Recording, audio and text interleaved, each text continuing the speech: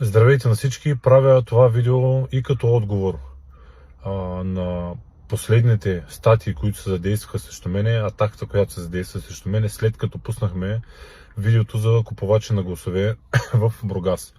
И като отговор и да задам въпрос. Искам да задам въпрос към всички бургазлии. Искам да задам въпрос към хората, които са в групата Мръсотията в Бургас. Защото тя е една от най-активните групи в област Бургас.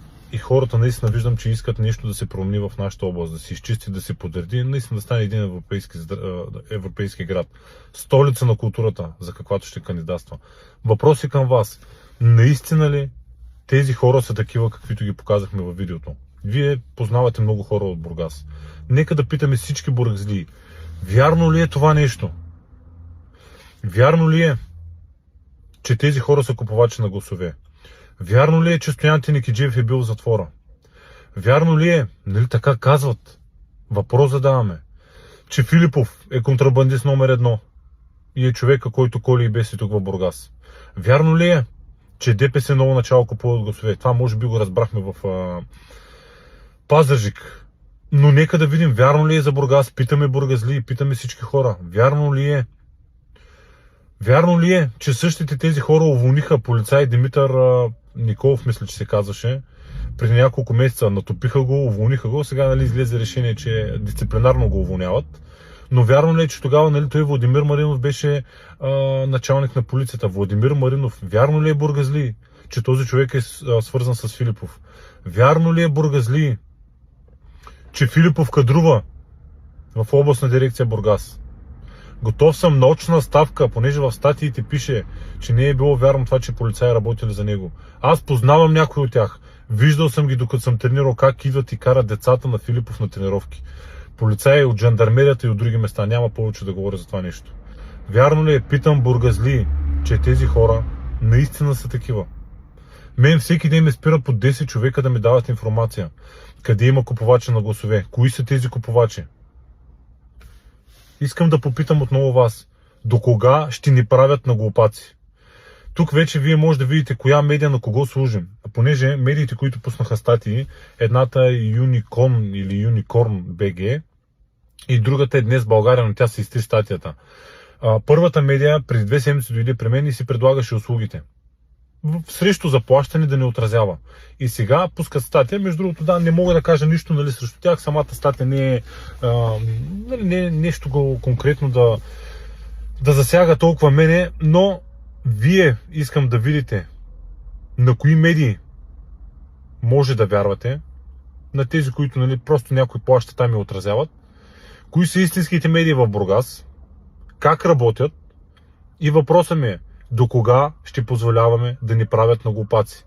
Хора, възрастни, професори, всякакви ми пишат, 35 години се нагледахме на глупости и на лъжи и се наслушахме на лъжи. Добре, до кога това ще продължава? Излязах и казах, царя е гол. И веднага ме нападнаха.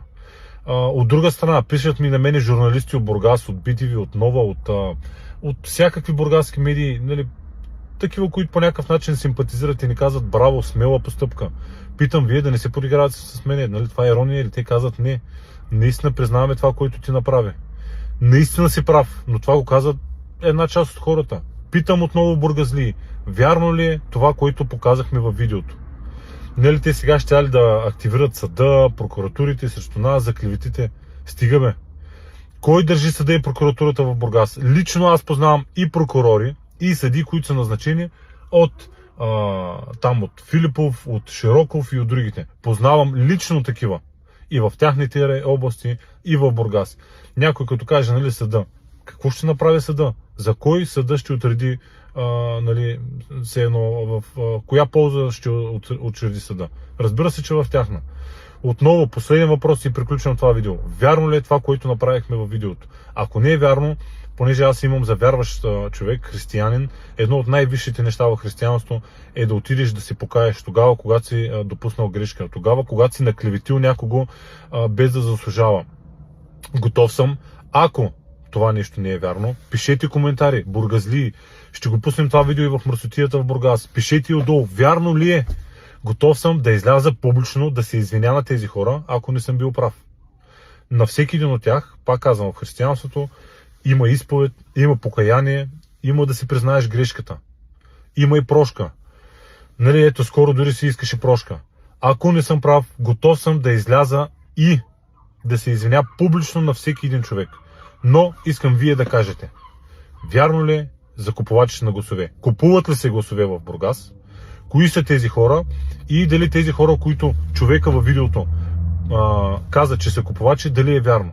Това от мен, очаквам вашите коментари, очаквам вашия отговор, вярно ли е?